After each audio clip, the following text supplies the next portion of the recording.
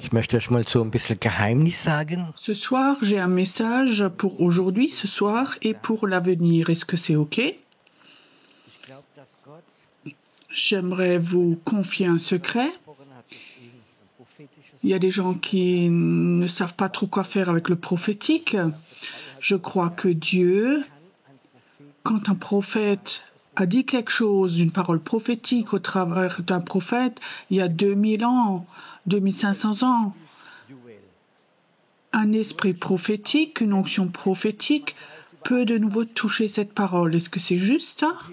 Je vous donne un exemple. Joël dit, dans les derniers temps, je répandrai mon esprit sur toute chair. Et Pierre le répète, le redit. Ça s'est réactivé à la Pentecôte. Ça veut dire une parole prophétique peut se réactiver quand il se passe quelque chose, quand une onction prophétique va dessus. Et j'aime Ésaïe parce que c'est celui qui a le plus écrit de Jésus. Ce soir, j'aimerais vous lire une parole de lui.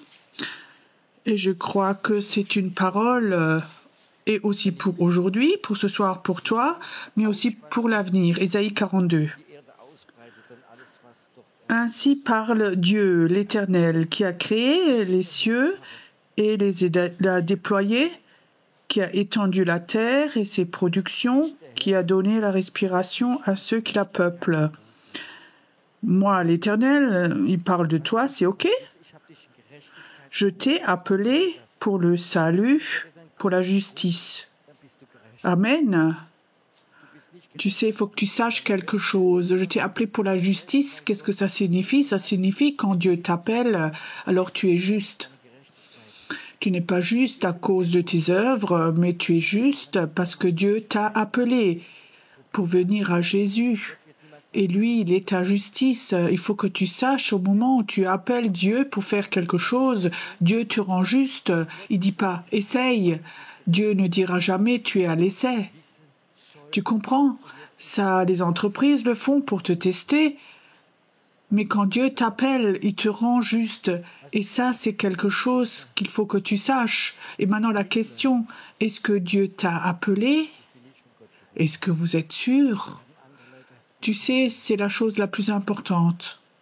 Il y a des gens qui suivent. Eux ne sont pas appelés de Dieu. D'autres personnes les ont poussés. Combien de femmes, avec beaucoup de promesses, ont tiré des hommes à l'église? Nous avions un ancien à l'église. Pendant six mois, tous les dimanches, il a emmené son fils et sa belle-fille. Je dis, je leur ai tout payé pour qu'ils viennent au culte. Et ils n'étaient même pas intéressés. Où il disait oui, on ne peut pas refuser à papa, maman, on allait juste avec, mais c'était terriblement ennuyeux. Après, j'ai appris à connaître cet homme d'affaires. C'était dans un chapitre des hommes d'affaires. Et je l'ai invité pour venir à la table. Et au début, nous étions 25 personnes. Nous avions loué une salle. Il y avait de grands trous dans la moquette. Et même dans un dimanche, même un rat a traversé la salle. Je me rappelle encore, nous avions 30 chaises, 17 sortes différentes. On a pris tout ce qu'on a trouvé. Et alors j'ai invité cet homme d'affaires. C'était un homme d'affaires aisé, riche. Il est chez le Seigneur maintenant avec son épouse. Donc, ils avaient l'air très aisés, avec cravate et tout. Et sa femme était aussi bien habillée. Et il a emmené ses deux jeunes, son fils, sa belle-fille. Ils sont venus au culte. Et cet homme était choqué quand il a vu notre salle. Il venait d'une grande église avec du marbre et tout. Et il vient, il voit ça. Et alors, il me dit plus tard, j'arrivais pas à reculer parce que les enfants étaient derrière moi.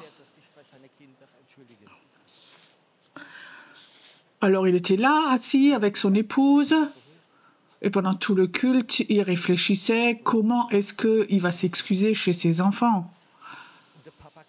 Mais le Saint-Esprit a touché ses enfants. Je parle de Monica Müller et son mari.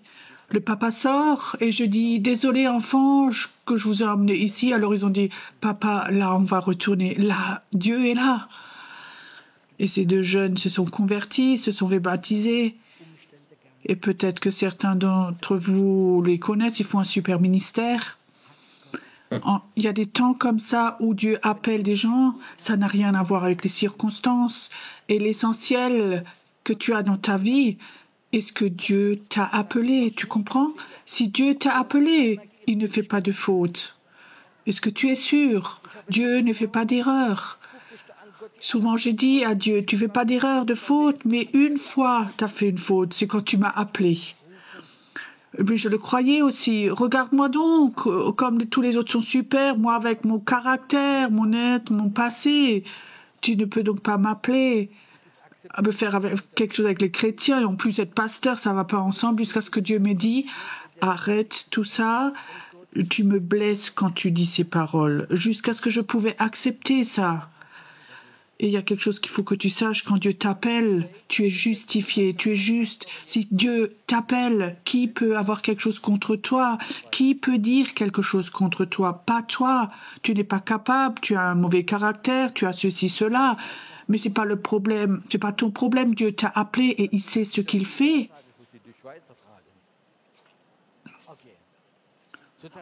Est-ce qu'en Suisse aussi, il existe des puces? Il faut que je demande les Suisses quand on va aux puces. Donc tous les gens qui veulent vider leur cave, ils vont comme ça aux puces et ils vendent ça. Et beaucoup de gens vont aux puces. Nous avions un culte dans notre église. Tous les samedis, ils allaient aux puces. Et tous les samedis, ils ramènent beaucoup de choses à la maison. Ce sont des gens qui n'ont pas beaucoup d'argent, ils mettent tout ça à la cave, toute la maison est pleine, et quand ils étouffent presque avec tout ça, ils vont aux puces et ils le vendent. Oui, ils pensent, ils font toujours de bonnes affaires, mais c'est toujours des choses de pas de grande valeur. Imagine, tu vas aux puces et tu achètes quelque chose qui aurait du sens ou de valeur. Et je te dis, moi, j'ai aucune notion de ce qu'on peut acheter là-bas, ce qui a de la valeur ou pas. Mais imagine, tu irais à ces puces et tu emmènes Jésus. Et tu dis, Jésus, j'ai pas de notion, mais est-ce que tu peux me conseiller? Est-ce que Jésus achèterait des choses de mauvaise valeur? Tu es sûr? Mais il t'a acheté toi.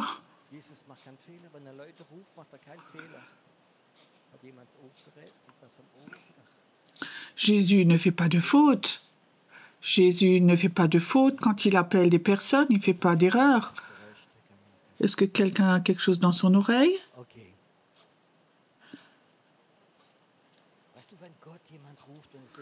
Tu t'as appelé, tu es juste, pas de problème. Ok.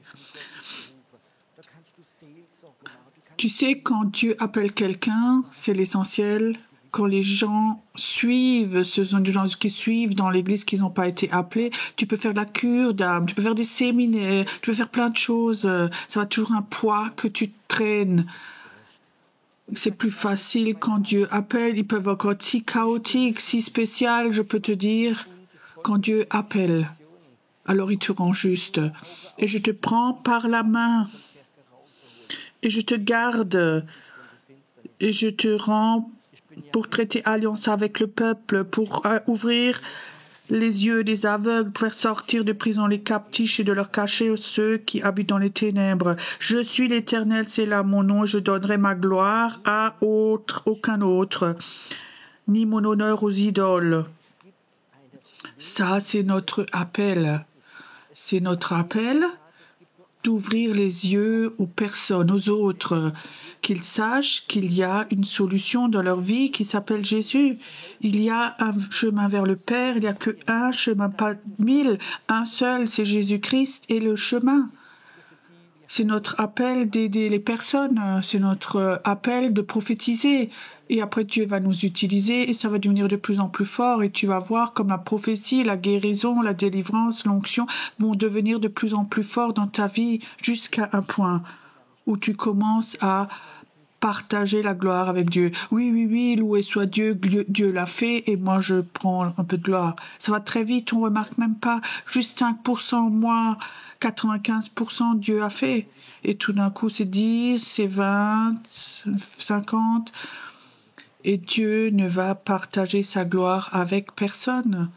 C'est comme l'arche de l'Alliance, si tu la touches, dans l'Ancien Testament, tu es mort. Ne touche pas la gloire de Dieu. Jésus-Christ a donné sa vie pour ça. Il a payé. Nous transmettons seulement. Essayez de garder ça en vous. Dieu t'a appelé, il veut t'utiliser, mais ne commence pas à prendre sa gloire qui lui appartient, à la partager. Quand des gens viennent et veulent t'honorer, ne laisse pas rentrer ça dans ton cœur. Tu peux te dire, arrête de parler. Oui, ça se fait pas tellement, mais essaie d'écourter. Et après, l'honneur que les gens te donnent, oh sœur, tu as tellement bien prophétisé, oh frère, ta prière m'a tellement aidé, alors prends ça et donne-lui tout de suite à lui. Merci Jésus que tu l'as fait. Moi, je peux rien faire, je suis pas capable.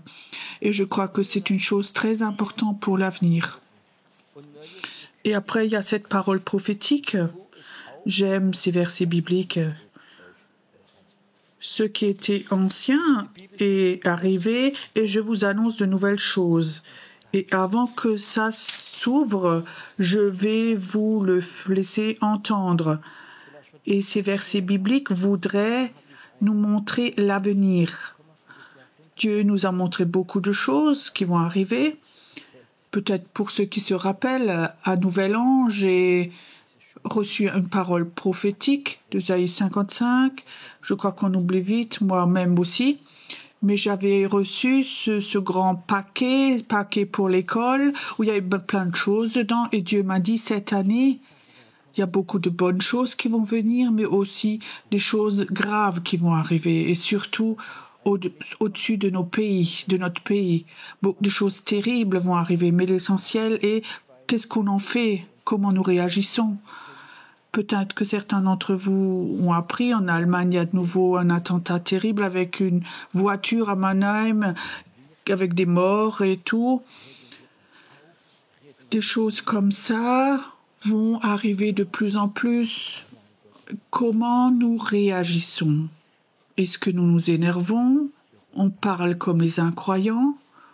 Ou est-ce que tu sais que c'est le plan de Dieu? Est-ce que ça appartient aussi au plan de Dieu, ces choses? L'Allemagne, l'Europe va être ébranlée. Ces mauvaises nouvelles vont continuer, des choses terribles vont arriver.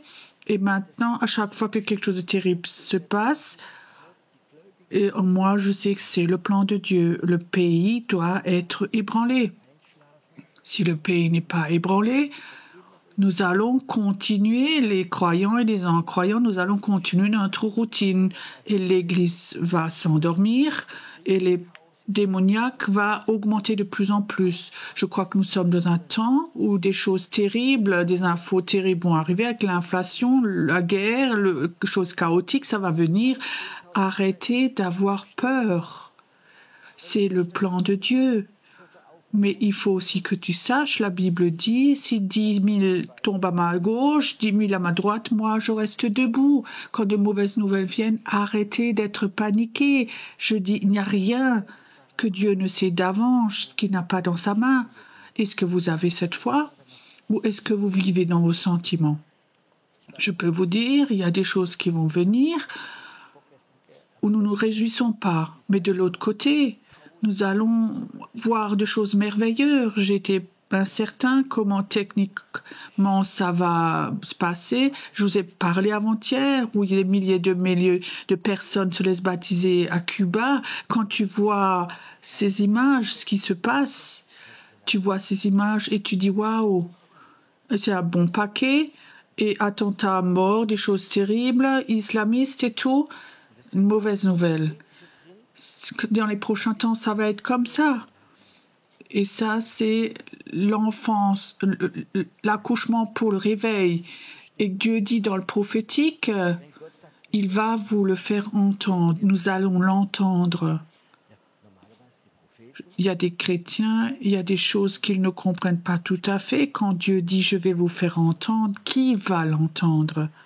Normalement, les prophètes, les chrétiens qui sont ouverts, mais je peux te dire, le monde du New Age aussi va l'entendre, les gens occultes aussi vont l'entendre, pas seulement nous. Il y a comme ça une histoire intéressante dans la Bible.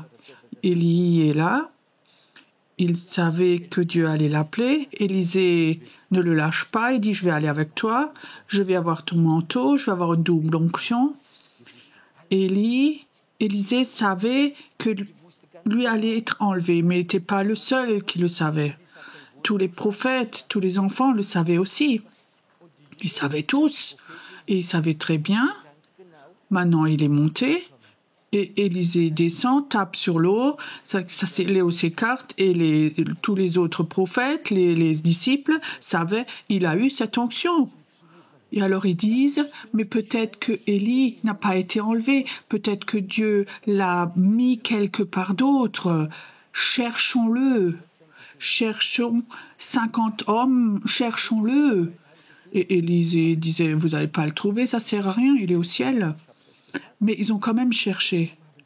3 jours, 50 personnes l'ont cherché, n'ont rien trouvé.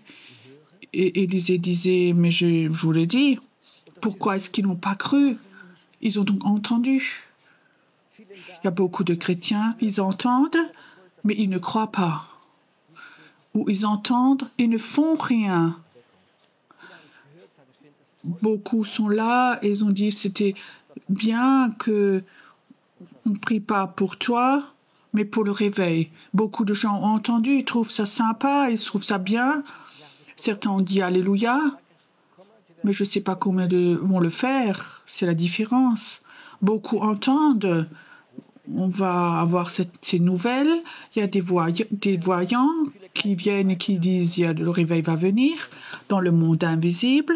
Cet appel va être là. Beaucoup vont entendre.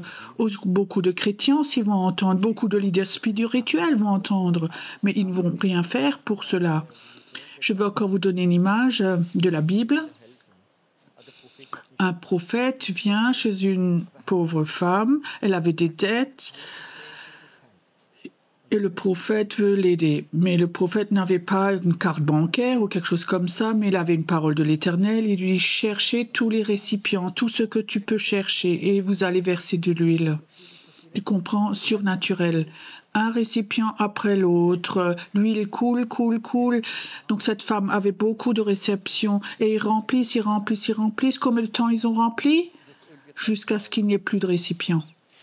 Si cette femme avait eu 3 fois plus de récipients, elle aurait eu 3 fois plus d'huile. C'est juste. Et cette huile coulerait encore aujourd'hui. Ça coule aussi longtemps que les récipients sont là. Et je crois que c'est l'image du réveil, cela. L'onction, elle va couler. Où sont les récipients que tu as? Je te raconte une histoire. Elle m'a profondément touchée. Il y avait un homme qui s'appelait Lester Samuel. Il était en Allemagne 2 fois. Je ne sais pas si quelqu'un l'a vu. Lester Samuel, c'était un des derniers très grands hommes de Dieu.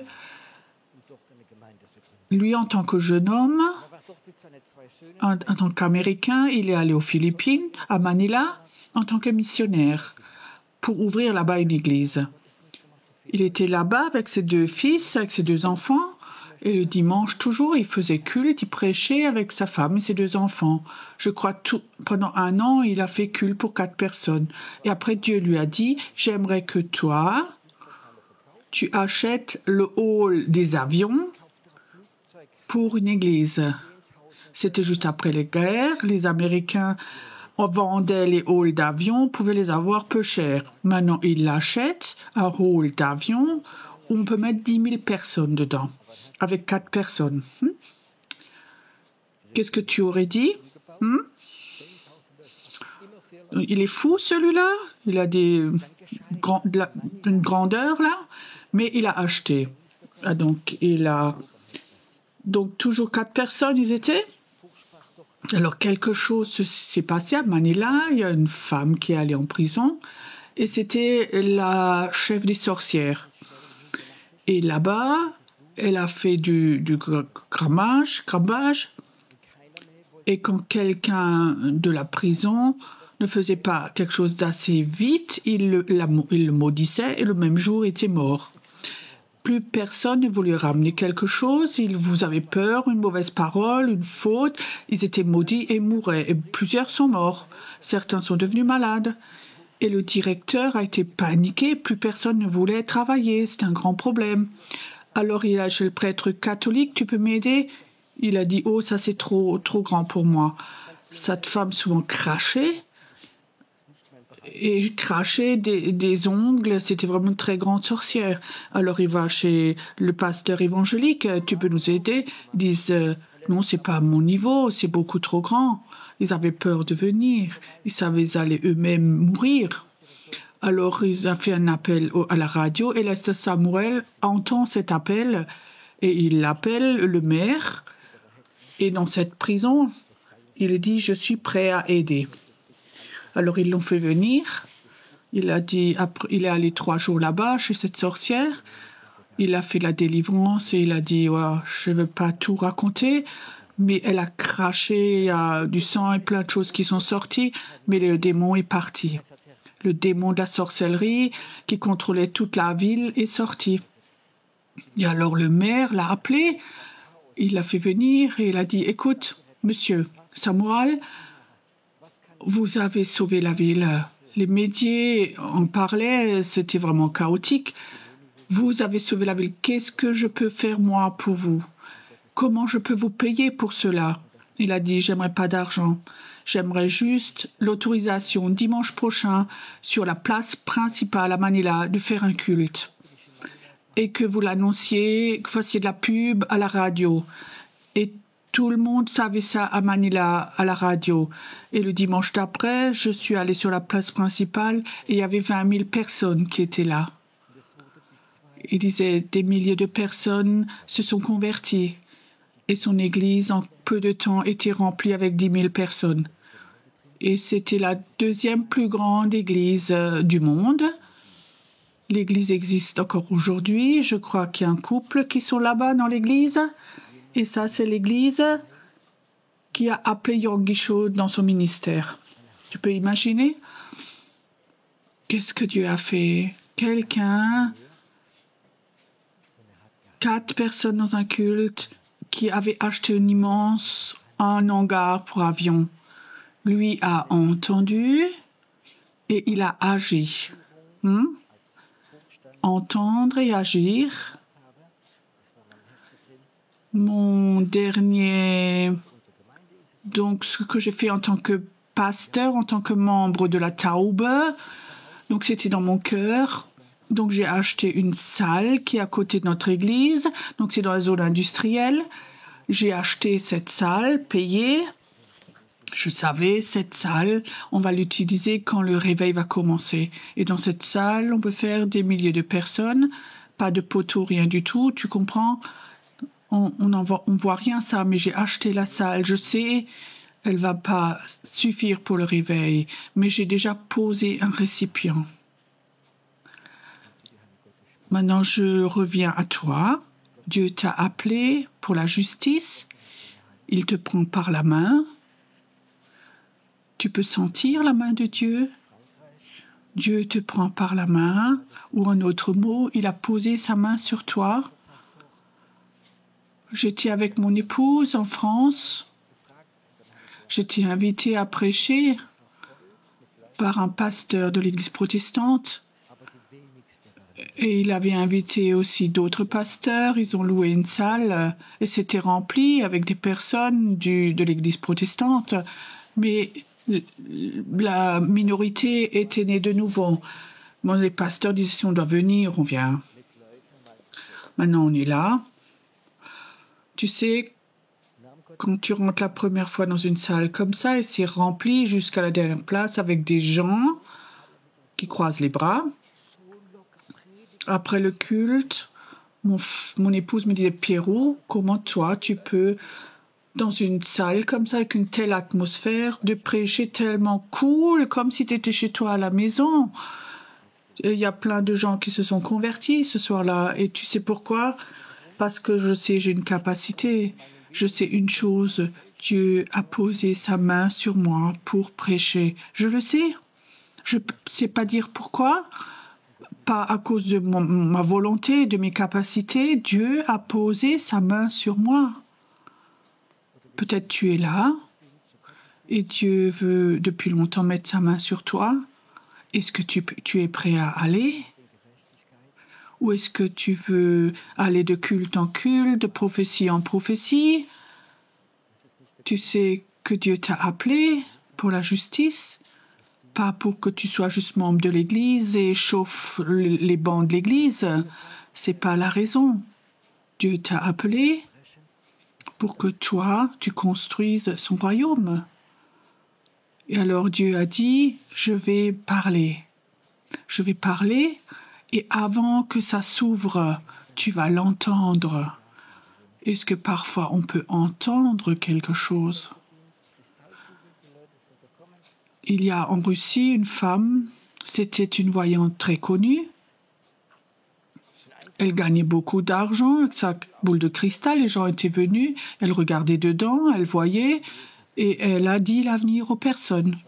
Et un jour, le matin, elle ouvre sa boule de cristal, la première chose le matin, et tout d'un coup, elle voit Jésus. Je sais, pour beaucoup de chrétiens, c'est inimaginable. Comment Jésus, tu peux aller dans une boule de cristal? Elle voit Jésus dans cette boule de cristal et lui, il dit, ce soir, tu vas dans la ville voisine, là dans le stade, tu vas me rencontrer. Alors ça fait peng et puis la boule explose, se casse. Mais cette femme était curieuse parce qu'elle avait entendu. Et qu'est-ce qu'elle fait le soir? Elle va dans la ville voisine, dans un stade de foot, et là-bas, il y avait une évangélisation. Elle y va, il y avait des milliers de personnes là, et il y a un Américain qui prêche, et il raconte qui est Jésus, que Jésus appelle à la conversion, vient devant. Et cette femme, elle a entendu elle a reconnu ce Jésus de la boule de cristal. Elle se convertit dans cette salle. Et cette femme est une évangéliste et elle voyage dans toute la Russie et elle évangélise. Cette femme occulte a entendu l'appel de Jésus dans la boule de cristal.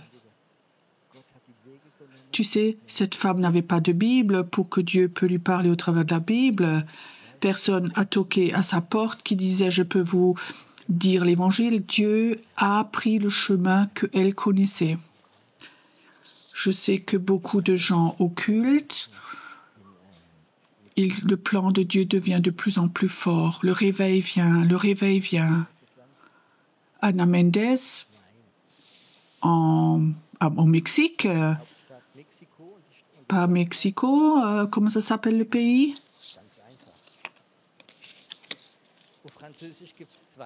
La capitale, le pays s'appelle? Donc, tout simple, Mexique. En français, il y a deux noms. Ok, Ana Mendes était là-bas. Dieu l'a envoyée dans un village très loin où les sorciers principaux habitaient là-bas. Je crois qu'il y en a 20 ou 30 sorcières qui habitaient là-bas. C'était un endroit très occulte. Dieu l'a envoyée là-bas. Elle doit jeûner, prier 40 jours. Et le dernier soir, il y avait comme une explosion. Et la dernière nuit, 7 ou 8 sorciers se sont vraiment enfuis.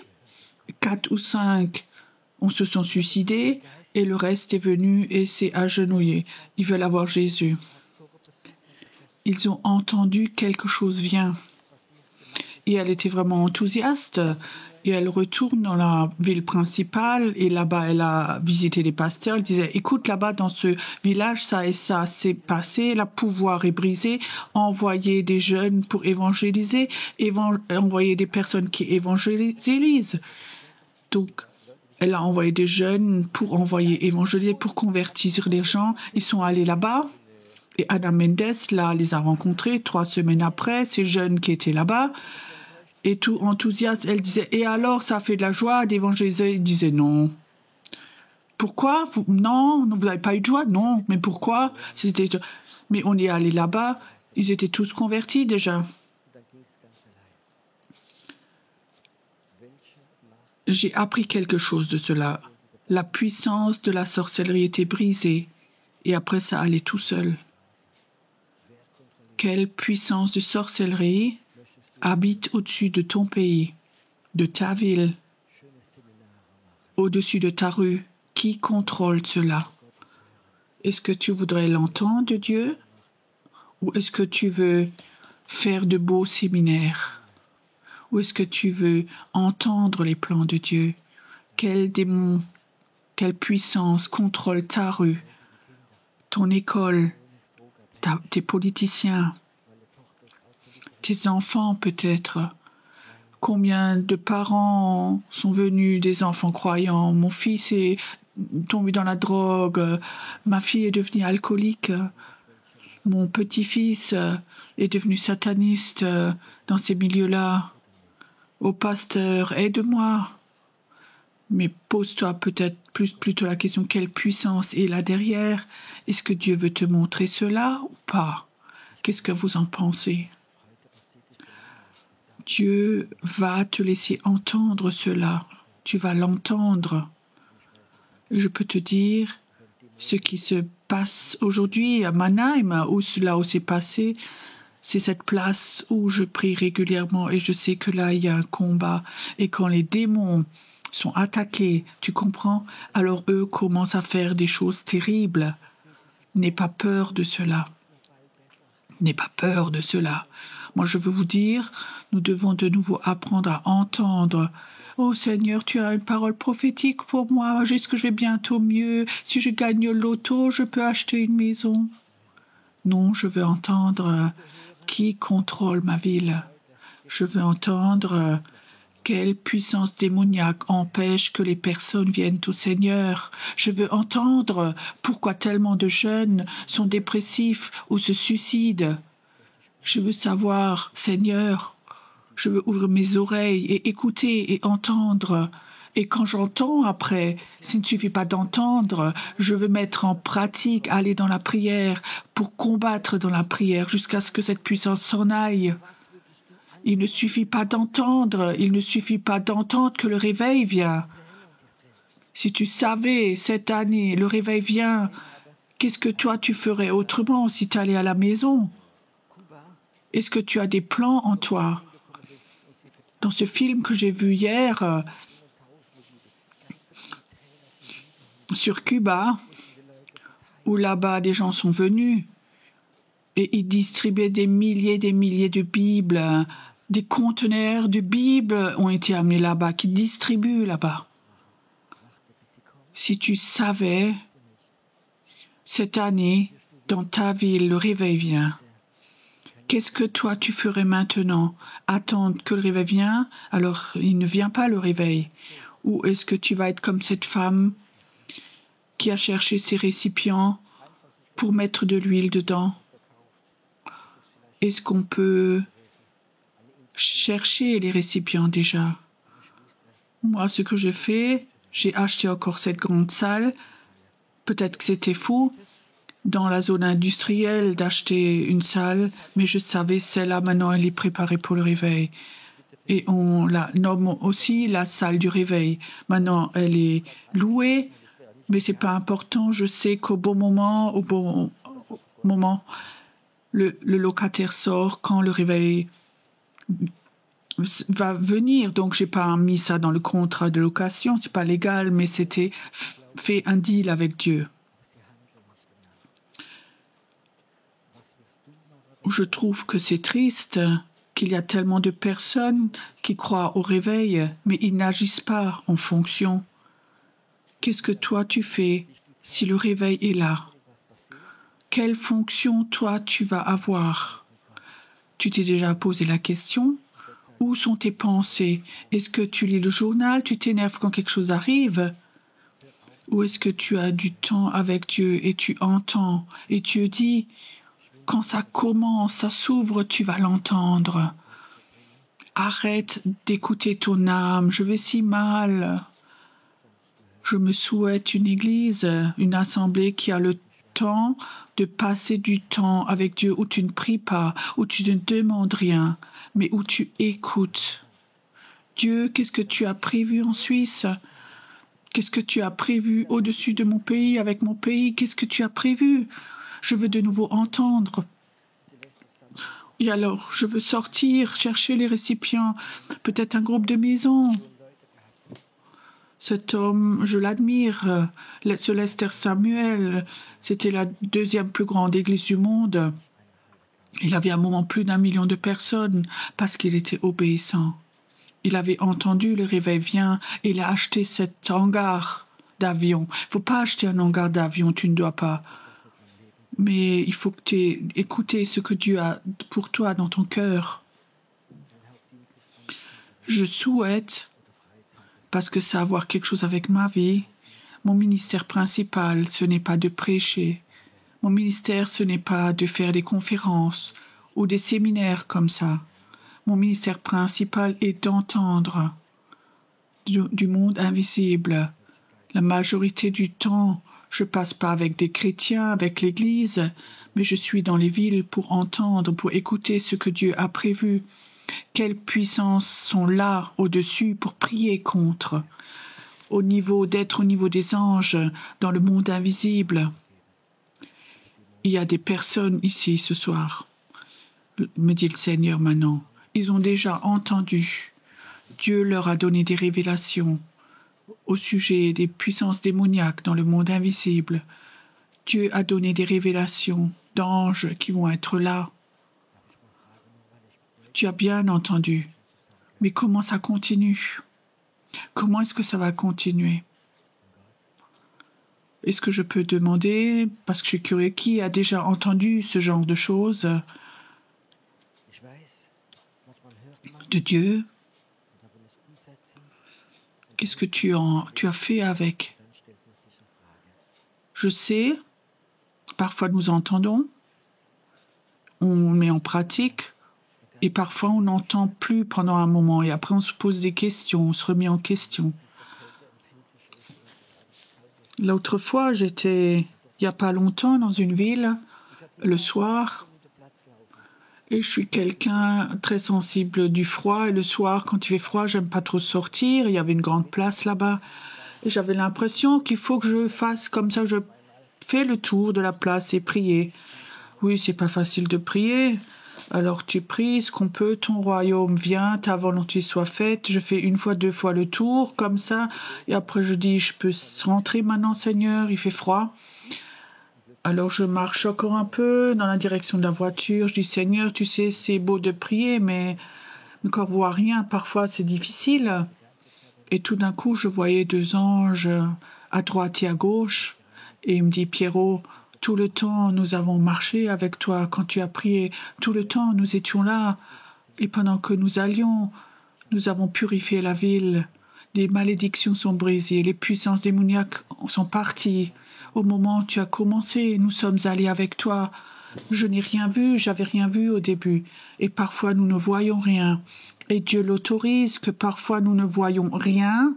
Tu sais pourquoi? Si nous voyons tout, nous n'avons plus de foi. Et parfois, il faut agir par la foi. J'aimerais une dernière fois le dire ou te demander, est-ce que tu crois que Dieu, de plus en plus, veut parler de plus en plus clairement dans l'esprit? C'est comme une onde radio pour des gens qui sont capables d'entendre l'esprit. Ça va être émis plus fort. Le réveil vient, le réveil vient, le réveil vient. Le réveil est en route. Les anges sont déjà en route. Les plans sont déjà en route. Qu'en fais-tu? Dieu, où est-ce que tu me veux dans ce plan? Dieu, est-ce que tu veux m'avoir dans cette rue où je vis? Est-ce que tu veux m'appeler à prier? Et je vais sortir dans le monde invisible et je vais dire oui, j'ai entendu. Tous les prophètes savaient que Élie va être élevé, enlevé, mais un avait eu l'onction, pas les autres. Ils ont que entendu les autres. Peut-être qu'il y a des milliers de personnes dans ta ville qui entendent des chrétiens, des gens du New Age, des gens occultes, disant tout le monde entend. Mais peut-être que toi, tu es la seule personne qui va aller. Je veux te dire, et tu as dit, je vais me lever, je vais aller, je veux voir le réveil, je veux préparer les récipients, je vais les préparer. Il ne suffit pas d'entendre la voix de Dieu, il ne suffit pas d'entendre l'Esprit. Quand tu l'entends, passe du temps au cœur de Dieu jusqu'à ce que les plans de Jésus rentrent dans ton cœur et que les plans viennent. Ne te laisse pas effrayer quand des choses terribles arrivent. Que ce soit l'islam, la violence de droite, de gauche, c'est pas important. Ce qui t'intéresse, toi, c'est le plan de Dieu. Passe la politique du monde, c'est pas le plus important. Tu peux écouter, avoir une opinion, mais c'est pas le centre de ta vie.